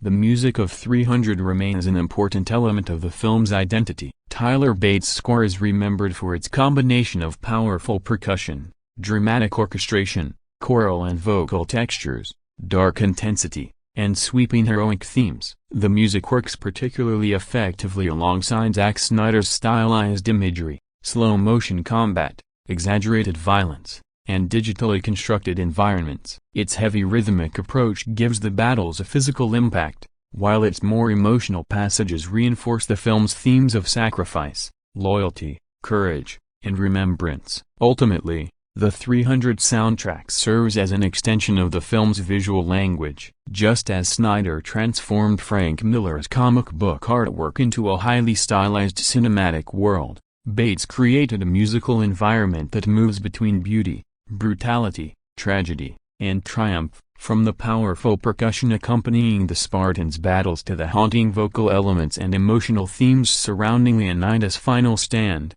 the score helps transform the story from a conventional historical conflict into an epic cinematic legend. Although portions of the music later became controversial because of their similarities to earlier compositions, its overall contribution to the film remains significant, helping define the distinctive atmosphere and emotional intensity that audiences associate with 300. The theatrical release of 300 was carefully positioned by Warner Bros. Pictures as a major action event film, with the studio initially announcing in August 2006 that Zack Snyder's highly anticipated adaptation would arrive in theaters on March 16, 2007. However, as the production and promotional campaign progressed, Warner Bros. Decided to move the release date forward by 1 week. In October 2006, the studio officially changed the theatrical release date to March 9, 2007. Allowing audiences to experience the film earlier than originally planned. The decision also gave the studio additional opportunity to capitalize on the growing public interest surrounding the film, particularly because its distinctive visual style and faithful adaptation of Frank Miller's graphic novel had already generated considerable attention before its wide release. Before the completed version reached mainstream audiences, an unfinished cut of 300 was screened at the Button-A-Thon Film Festival in Austin, Texas, on December 9, 2006. The special screening gave a select audience an early opportunity to experience the film several months before its official theatrical debut. Because the version shown was unfinished, it did not necessarily represent the final polished version that audiences would later see in theaters. Nevertheless, the screening contributed to the growing anticipations surrounding the film and provided an early indication of the response that Snyder's highly stylized interpretation of the Battle of Thermopylae might generate. The completed film was subsequently prepared for its official international rollout. with 300 becoming one of the most visually distinctive action releases of 2007. The theatrical campaign emphasized the movie's spectacular battle sequences, stylized imagery, muscular performances, and graphic novel aesthetic. Lena Headey, who portrayed Queen Gorgo, was among the cast members participating in promotional events, including the film's London premiere in 2007. The premiere and other international promotional appearances helped establish 300 as a major global release rather than simply a conventional historical action film.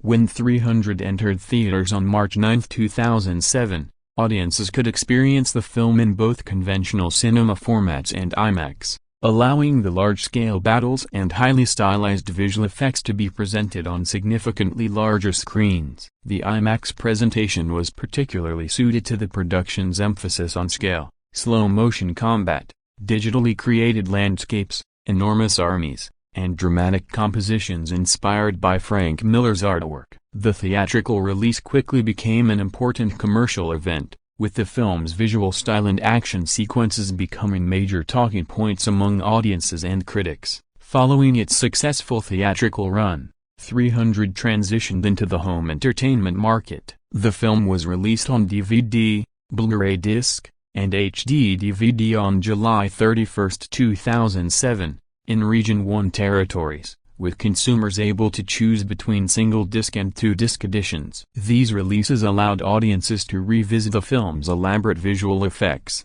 action sequences, performances, and stylized cinematography at home. The availability of multiple formats also reflected the changing home media landscape of the late 2000s, when standard DVD remained dominant while high-definition formats such as Blu-ray and HD DVD competed for consumer adoption. In Region 2 territories, the film subsequently became available in several home media configurations beginning in August 2007. These included single-disc DVD editions as well as two-disc versions and special steelcase editions. The different editions were designed to appeal both to ordinary viewers and collectors, giving fans of the film additional packaging and bonus content options. The release strategy demonstrated the studio's confidence in the film's long-term popularity and its potential to maintain a strong audience beyond the theatrical window. Warner Bros. Later expanded the home media offering with a new Blu-ray release titled 300,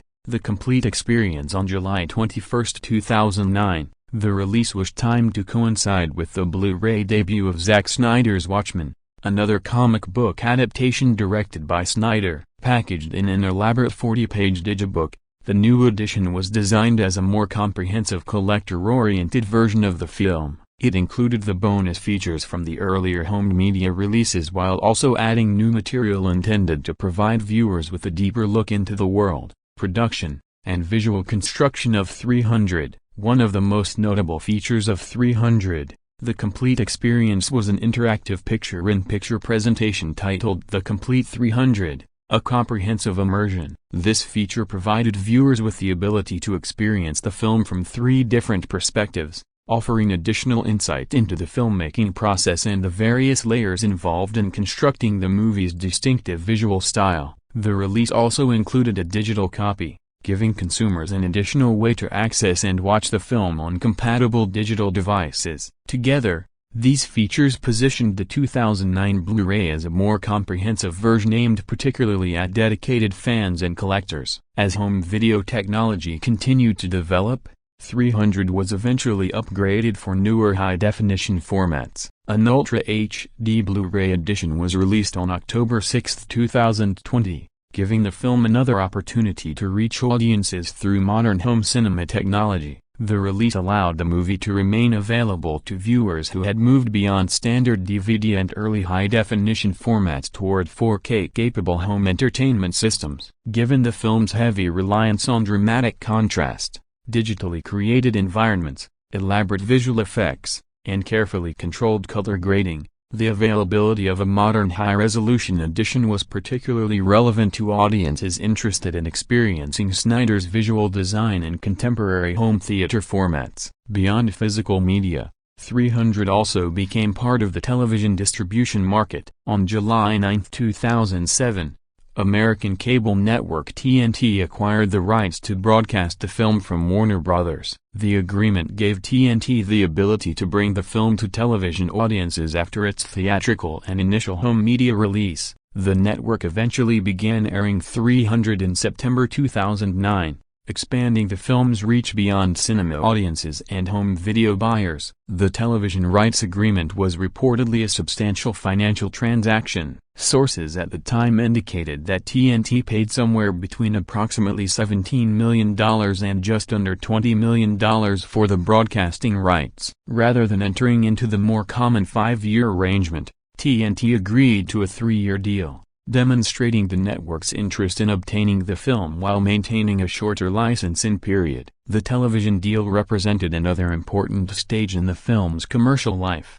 allowing 300 to continue generating value and reaching new audiences several years after its theatrical debut. Overall, the release history of 300 extended far beyond its initial theatrical opening. From its early unfinished screening at Budnamathon and its eventual March 2007 cinema release to its DVD, Blu-ray, HD DVD, collector editions, digital copy releases, television broadcast rights, and eventual Ultra HD Blu-ray edition, the film maintained a significant presence across multiple generations of home entertainment technology. Its transition from theatrical spectacle to long-term home media title helped establish 300 as a film with enduring audience interest, particularly among viewers attracted to its distinctive visual style, intense action, memorable characters, and highly stylized interpretation of the Battle of Thermopylae. 300 became a major commercial success following its theatrical release in North America on March 9, 2007,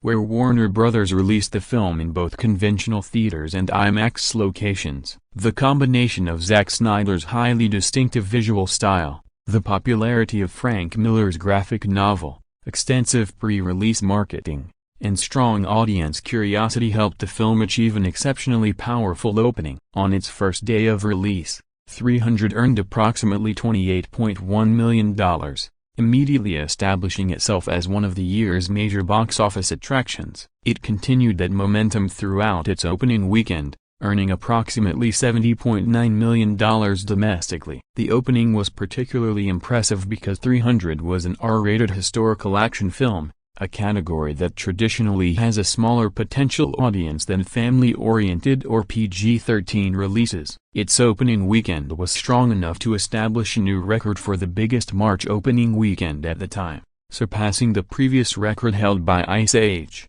The Meltdown. It also set a record for the biggest opening associated with the early spring movie season. The achievement demonstrated that an intensely violent, stylized comic book adaptation could attract a remarkably large mainstream audience despite its restrictive rating. The film's performance was also notable in the IMAX market. During its opening weekend, 300 generated approximately $3.6 million from IMAX screenings, setting a new opening weekend record for the format at the time. Contemporary box office reporting highlighted how exceptionally strong the film's per-theater performance was, with the movie playing in just over 3,100 locations while averaging more than $22,000 per theater during its opening frame. The large-screen format was particularly appropriate for a movie built around enormous armies, sweeping digital environments, stylized slow-motion combat, and spectacular visual effects. At the time,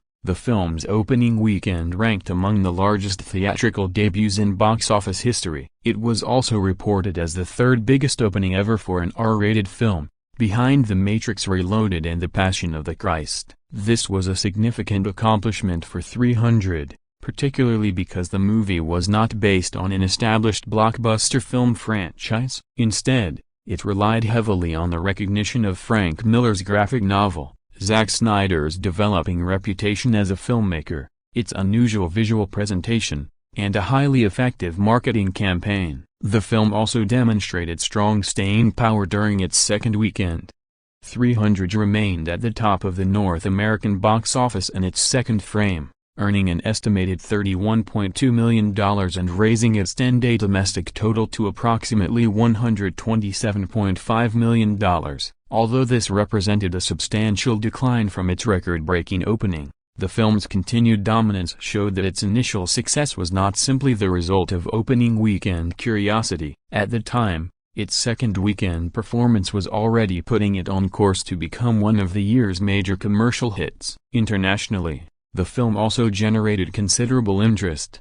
300 opened in Sparta on March 7, 2007, followed by a wider Greek release on March 8, 1 and 2 days respectively before its North American debut. Its performance in Greece reportedly surprised studio executives, who had expected substantially lower numbers. The film's commercial appeal was attributed to several factors, including its spectacular and highly stylized violence, its unusual presentation of the Thermopylae story, the prominent role given to Queen Gorgo, and an aggressive online promotional campaign. The marketing campaign, particularly its use of MySpace, was considered an important part of the film's pre-release success. At the time, MySpace was one of the most influential social media platforms, and Warner Brothers used it extensively to generate awareness among younger moviegoers and fans of the graphic novel. Producer Mark Canton later emphasized the impact of the campaign while noting that the film ultimately reached beyond the limitations of the internet and comic book readership. Once audiences began responding positively, word of mouth helped expand the movie's audience even further. Ultimately, 300 grossed approximately $468.9 million worldwide, making it one of the most commercially successful films of 2007. Its worldwide performance was especially notable considering its reported production budget of roughly $60 million, meaning the film generated a substantial theatrical return relative to its production cost. The success also demonstrated the commercial potential of highly stylized comic book adaptations and helped strengthen Zack Snyder's reputation as a filmmaker associated with visually ambitious action cinema. While 300 was an enormous audience and box office success, its critical reception was considerably more divided. The film's world premiere took place at the Berlin International Film Festival on February 14, 2007, where it reportedly received a standing ovation from an audience of approximately 1,700 people. However, the reaction among members of the press at an earlier screening that same day was dramatically different, with some attendees reportedly leaving during the screening and the remaining audience responding negatively at the conclusion. This immediate contrast between enthusiastic audience reactions and skeptical critical responses became representative of the debate that surrounded the film throughout its release. On Rotten Tomatoes, 300 currently holds a 61% Tomatometer score from 238 critic reviews, with an average rating of 6.10 out of 10. The site's overall assessment characterizes the movie as a simple but visually exciting experience driven by blood, violence, and memorable movie-style dialogue. At the same time, its audience response has been substantially more enthusiastic, with the film currently holding an 89% popcorn-meter audience score on Rotten Tomatoes. This difference illustrates one of the central characteristics of 300. While many professional critics questioned its storytelling depth, characterization, and historical interpretation, general audiences frequently embraced its spectacle, energy, action, and distinctive visual presentation. On Metacritic, the film received a score of 52 out of 100 based on 42 critics, placing it within the site's mixed or average category. The individual reviews reflected a wide range of opinions. Some critics praised the film's extraordinary visual craftsmanship, aggressive action choreography, and commitment to its graphic novel aesthetic, while others considered the characters overly simplistic and the story lacking in depth. The contrast between the film's critical and audience reception was therefore quite pronounced, with Metacritic's user score being considerably more favorable than its critics' score. The film's cinema score provided further evidence that ordinary moviegoers responded much more positively to 300 than many critics did. Audiences were particularly receptive to the film's intense action sequences,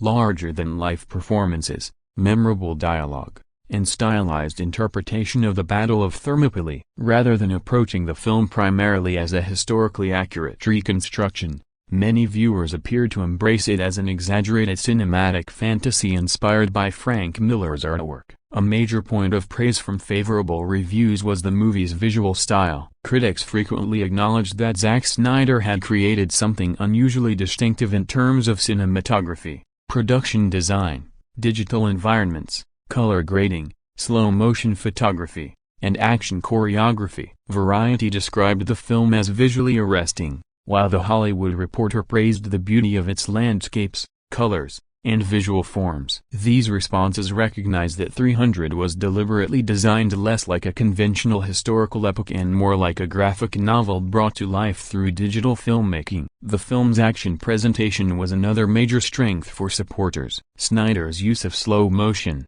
rapid movement, exaggerated physical performances, digital blood effects, and carefully composed battle imagery gave the combat scenes a distinctive rhythm. The film frequently pauses or stretches moments of violence to emphasize the movement of weapons and bodies, creating imagery that resembles animated comic book panels. For critics who appreciated this approach, the result was an unusually energetic and visually ambitious action film. However, negative reviews frequently argued that the film's impressive visuals came at the expense of storytelling, characterization, subtlety, and historical complexity. Some critics felt that the characters were deliberately simplified into heroic and villainous archetypes, leaving little room for moral ambiguity or psychological development. Others argued that the dialogue was overly theatrical and that the constant emphasis on masculinity, violence, and physical perfection made the film feel bombastic rather than genuinely epic. A.O. Scott of the New York Times was among the film's harshest critics, attacking its violence, simplistic storytelling, visual presentation, and perceived political and racial undertones. Kenneth Duran of the Los Angeles Times similarly questioned the film's relentless emphasis on violence and physical spectacle, suggesting that viewers who were not particularly attracted to that style of filmmaking might find the experience exhausting. Roger Ebert also gave the film a negative review, criticizing its one-dimensional characters and exaggerated dialogue. Other critics, however, were much more enthusiastic. Richard Roper of the Chicago Sun-Times praised the film's extraordinary visual impact, while other reviewers argued that Snyder had successfully translated Frank Miller's graphic novel aesthetic into a cinematic form. Some critics viewed 300 less as a traditional historical drama and more as an intentionally exaggerated visual fantasy, a distinction that helped explain why the movie could simultaneously receive strong praise for its artistry and harsh criticism for its lack of realism. The film also attracted criticism over its historical inaccuracies and depiction of the Persian Empire. Because 300 is explicitly a fictionalized and fantastical interpretation of the Battle of Thermopylae rather than a documentary reconstruction, many of its creatures, warriors, costumes, personalities, and events are heavily exaggerated. Historians and commentators objected particularly to the portrayal of the Persians, arguing that the movie reduced a complex ancient civilization into a highly stylized enemy force. This criticism became an important part of the broader discussions surrounding the film's political imagery and representation of ancient history. Nevertheless, the critical debate did little to diminish the film's popularity with audiences.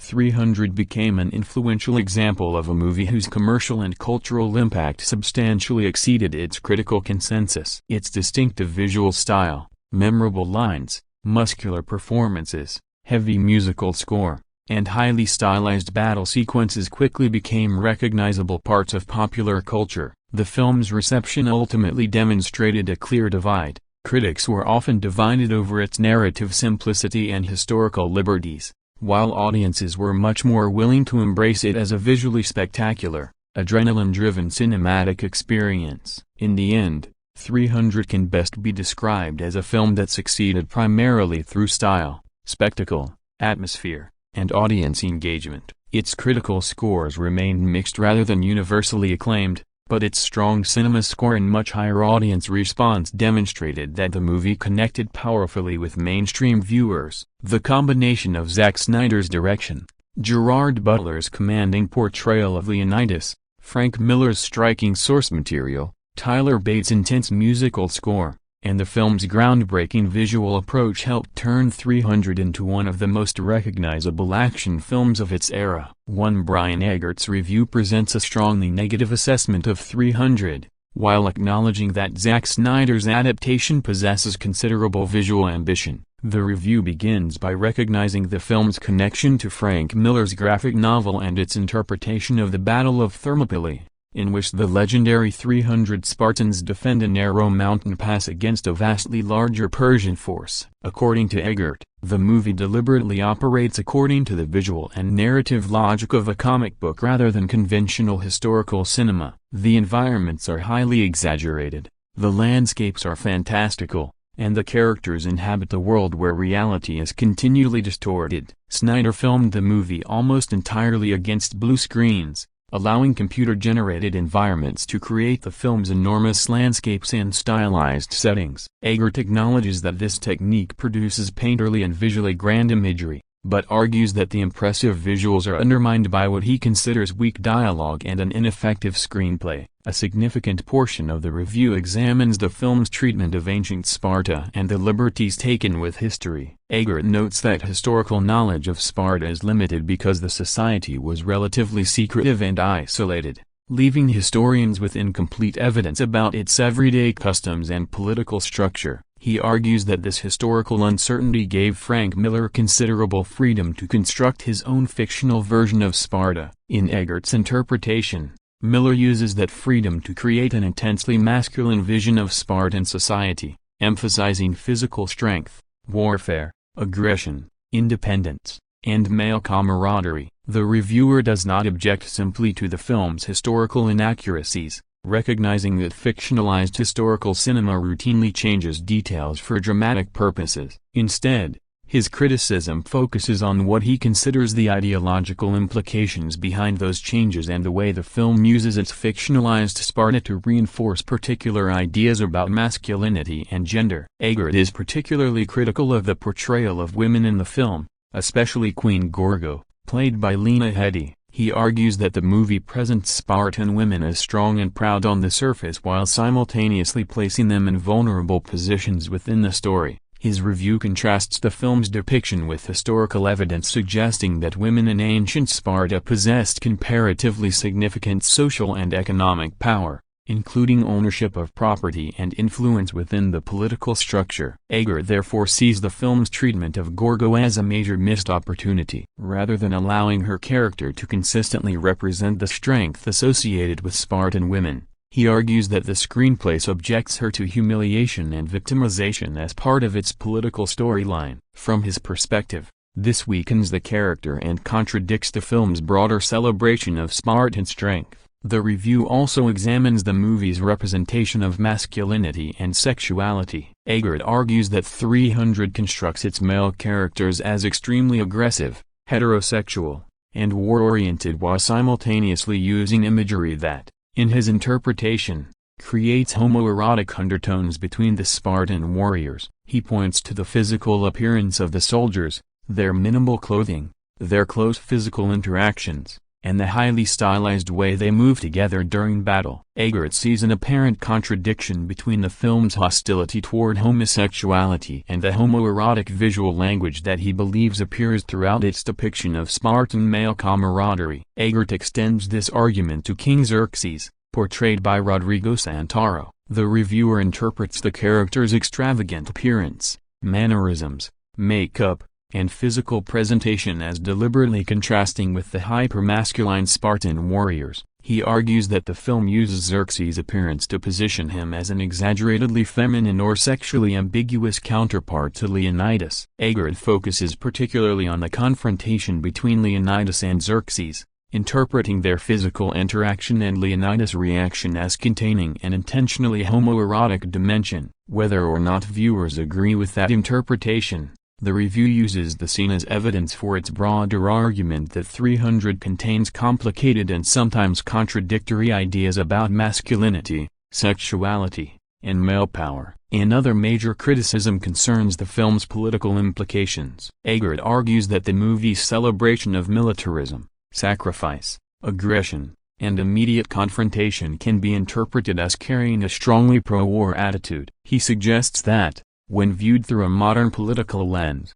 the film's depiction of Sparta can potentially evoke contemporary American attitudes toward military intervention and warfare. The reviewer also notes the historical association between the film's Persian enemy and modern-day Iran, making the political interpretation even more complicated. He does not claim that Snyder necessarily intended the film as a direct contemporary political statement, but he argues that the parallels are difficult to ignore when the movie transforms an ancient conflict into such an intensely ideological battle between freedom-loving warriors and an enormous foreign empire. Eggert is much more appreciative when discussing the film's visual design, although even here his praise is accompanied by criticism. He acknowledges that Snyder's use of blue-screen photography and computer-generated environments creates a highly distinctive cinematic world. The artificial landscapes, atmospheric backgrounds, clouds, lighting, and surreal environments give 300 the appearance of a moving illustration. One sequence involving the Oracle is singled out as an example of what the reviewer considers the possibilities of this technique, with slow motion, flowing fabric, air, and smoke combining to create an almost dreamlike image. For Eggert, these moments demonstrate that Snyder had a genuine ability to create striking visual compositions. However, Eggert argues that Snyder's action cinematography frequently becomes excessive. He specifically criticizes the repeated alternation between slow motion and accelerated movement, along with sudden zooms and highly emphasized CGI blood effects. Rather than allowing the action to unfold naturally, he believes the filmmaking constantly calls attention to the camera itself. In his view, the visual technique becomes so aggressive that the audience is encouraged to focus on individual acts of violence, particularly decapitations, blood sprays, and weapon impacts, instead of becoming immersed in the larger dramatic situation. He compares the presentation to the aesthetics of a video game, arguing that the film's approach appears particularly designed for young male viewers attracted to exaggerated violence. The review's strongest praise is reserved for the film's atmospheric imagery and landscapes. Eggert specifically highlights the clouds, atmospheric effects, and certain digitally constructed environments as genuinely beautiful. He believes that the movie occasionally demonstrates what can be achieved when blue-screen filmmaking is used creatively, allowing filmmakers to construct landscapes that would be impossible or impractical to photograph conventionally. Nevertheless, he argues that some of the film's lighting techniques become overly obvious, particularly the strong rays of light passing through architectural spaces. In those moments, he feels that the artificiality of the filmmaking becomes distracting rather than immersive. Eggert is considerably harsher toward the screenplay and dialogue. He describes the narration as excessive and argues that many of the speeches sound childish, theatrical, and overly repetitive. The constant repetition of Spartan slogans and battle cries, in his view, prevents the dialogue from developing the sophistication expected from a major historical epic. He also argues that many of the film's dramatic lines appear derivative of earlier sword and sandal and heroic films, specifically mentioning movies such as Gladiator and Braveheart. Rather than creating memorable dialogue through subtle characterization, Eggert believes the screenplay repeatedly relies on loud declarations, simplistic speeches, and exaggerated expressions of courage. The reviewer ultimately sees a major imbalance between the movie's visual sophistication and its intellectual or narrative substance. He acknowledges that 300 can be visually gorgeous and that its aesthetic ambitions are obvious, but he argues that the film's storytelling is too narrow and its characters too simplistic to sustain the visual spectacle. Eggert even acknowledges that some of his concerns about historical accuracy may seem unfair given that the source material itself is a deliberately fictionalized graphic novel. However, he maintains that the film still invites critical examination because it transforms historical material into a story carrying strong assumptions about gender, masculinity, sexuality, warfare, and political power. In the final assessment, Deep Focus Review gave 300 just 1.5 out of 5 stars. Eggert's conclusion is that the movie is undeniably impressive as a visual experience but ultimately lacks meaningful substance beneath its elaborate surface. He argues that viewers essentially have to ignore the dialogue, narration, characterization, and political implications and concentrate almost exclusively on the imagery to fully enjoy it. For him, the film's spectacular appearance cannot compensate for what he considers shallow writing and an empty dramatic core. The review therefore recognizes 300 as an ambitious and sometimes beautiful visual achievement while ultimately judging it to be an emotionally and intellectually unsatisfying film. In its review of 300, Empire takes a largely mixed to negative position, recognizing the film's extraordinary visual impact and impressive action choreography while arguing that its spectacular presentation is undermined by simplistic characterization and an excessive reliance on style. The review, written by Will Lawrence and published on March 1, 2007, approaches Zack Snyder's adaptation as a deliberate piece of myth-making rather than a historically faithful reconstruction. From the outset, the reviewer emphasizes the aggressive nature of the Spartan world presented in the movie, describing 300 as an extravagant, brutal, and bloody interpretation of one of ancient history's most famous military stands. The review acknowledges that 300 is adapted from Frank Miller's graphic novel and emphasizes how closely Snyder follows Miller's artistic vision. Rather than attempting to transform the material into a conventional historical epic, the movie embraces the exaggerated qualities of the source material. Empire notes that the film was promoted as something resembling a combination of Gladiator and Sin City,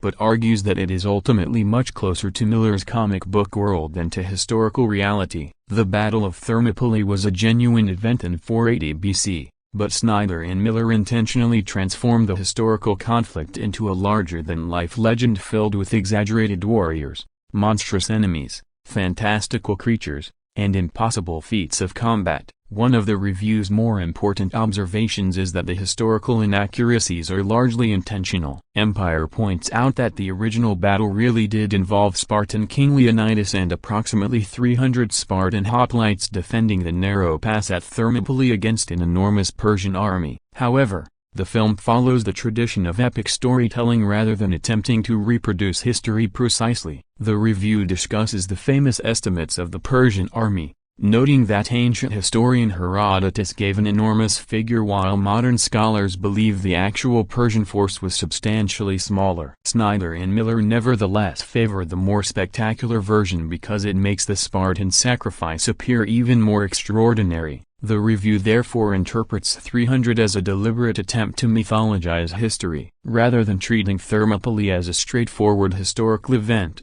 Miller imagined how the battle might have been remembered if it had eventually become an ancient heroic legend comparable to the stories associated with Homer. Empire considers this approach central to understanding the movie. The exaggerated monsters, warriors, landscapes, and combat sequences are not simply mistakes in historical accuracy, they are part of the filmmaker's decision to turn a real military confrontation into a fantastical epic. This approach also explains why the movie includes elements that could never be considered historically authentic, including monstrous Persian warriors and enormous animals. A major strength identified by Empire is Zack Snyder's visual execution. The review describes the film as an astonishing visual feast and praises the director for remaining remarkably faithful to Miller's comic book imagery. Many scenes appear almost as though they have been transferred directly from individual comic panels to the screen. The film's framing narrative, delivered by Dilios,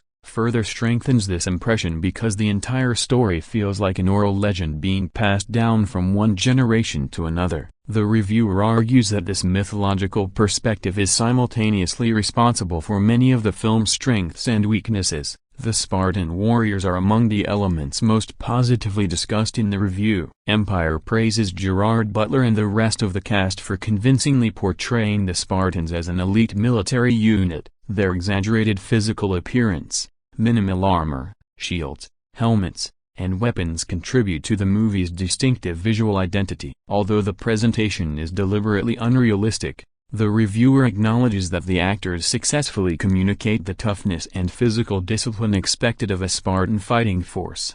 The movie's intense focus on muscular bodies and warrior culture reinforces its larger-than-life interpretation of ancient Sparta. The review is particularly complimentary about the Spartan battle formations and combat choreography. Empire notes that the formations and fighting methods shown in the film are rooted in authentic Spartan military techniques. Even though the surrounding circumstances and scale are heavily fictionalized, Snyder's choreography makes the Spartans appear capable of defeating overwhelming numbers of enemy soldiers, and the action sequences create a powerful impression of military discipline and coordinated combat. According to the review, some of the battle choreography ranks among the strongest elements of the film and succeeds in making the audience believe that these highly trained warriors could survive against vastly superior numbers. Gerard Butler's performance as Leonidas also receives significant praise. Empire argues that Butler possesses the charisma and conviction necessary to carry a character who is intentionally straightforward rather than psychologically complex. Leonidas is portrayed as noble, stubborn, fearless, and exceptionally dangerous when provoked. Butler's performance gives the character the authority of a battlefield commander, allowing him to deliver orders, encourage his soldiers, make jokes, and maintain morale even when faced with overwhelming odds. Although the review admits that Leonidas is not particularly complicated as a character, it credits Butler for giving him enough personality and charisma to remain compelling. However, the review becomes considerably more critical when discussing Snyder's direction and the film's structure. Empire argues that 300 attempts to establish itself as an epic from its very first moments, demanding admiration and awe before the audience has had enough time to develop a genuine emotional connection with the characters. The movie's visual and emotional presentation is deliberately enormous, but the reviewer believes that this approach leaves little room for subtle characterization, personal motivation, or detailed historical context. As a result, the film often feels more like an extended visual illustration than a fully developed historical drama. The review also compares the film's visual and musical style to a heavy metal music video. Snyder's background in commercial filmmaking is mentioned as a possible explanation for the movie's highly polished and aggressively stylized presentation. The combination of digitally enhanced imagery, muscular warriors, intense color grading, dramatic poses, and powerful music creates an atmosphere that Empire considers undeniably energetic but sometimes excessive. The reviewer believes that the film's visual language can become so overwhelming that it begins to resemble a prolonged music video rather than a traditionally structured epic. The musical score receives criticism for being overly dramatic. Although the music successfully amplifies the film's sense of scale and aggression, Empire considers some of the soundtrack's most emotional passages excessively heavy-handed. The review particularly points toward the more sentimental sequences involving Leonidas and the battlefield imagery, suggesting that the music sometimes pushes too aggressively for an emotional response rather than allowing the scenes to generate their own impact. This contributes to the broader criticism that 300 repeatedly tells the audience how epic or important its events are instead of allowing that significance to emerge naturally. Another technique singled out for criticism is Snyder's extensive use of slow motion and speed manipulation during action scenes. The review acknowledges that changing the speed of combat can be highly effective when used selectively because it allows individual movements and kills to receive greater visual emphasis. However, Empire argues that Snyder uses the technique too frequently, particularly during the movie's extended middle section. The repeated movement between slow motion and accelerated action eventually becomes predictable, making the technique feel more like a stylistic habit than a carefully controlled storytelling device. The review also recognizes the importance of Queen Gorgo, played by Lena Headey, as an attempt to balance the movie's overwhelming masculine energy. Snyder expands Gorgo's role beyond her relatively limited presence in Miller's source material, giving her a political storyline in which she attempts to persuade the Spartan leadership to support Leonidas. Empire considers this expansion useful because it provides the film with a different perspective and introduces an emotional dimension outside the battlefield. Although the review finds her major speech somewhat artificial and theatrical, it nevertheless considers Gorgo a more accessible and emotionally grounded character than many of the warriors surrounding Leonidas. Despite praising the film's spectacle, Empire argues that its greatest weakness is its lack of emotional characterization. The review points out that the story concerns one of the most famous heroic sacrifices in history, yet the audience is given relatively little opportunity to become genuinely attached to the individual Spartan soldiers. The men are presented primarily as representations of strength, courage, aggression, and military discipline rather than as fully developed individuals with distinct personalities and emotional lives. As a consequence, their deaths and injuries do not necessarily carry the emotional weight they might have possessed in a more character-driven historical epic. The reviewer ultimately argues that Leonidas and his soldiers function more as mythological archetypes than realistic human characters. Their dialogue consists largely of declarations of courage, insults toward their enemies, battle cries, and expressions of defiance. This approach fits the film's status as a modern myth, but it also limits the audience's ability to identify with the characters. The Spartans are intentionally larger than life, yet their larger-than-life quality also creates emotional distance. Empire therefore sees a contradiction at the center of the movie. The story is about extraordinary sacrifice, but the filmmaker's decision to portray the heroes as near-cartoon figures makes their eventual deaths less moving than they could have been. Ultimately,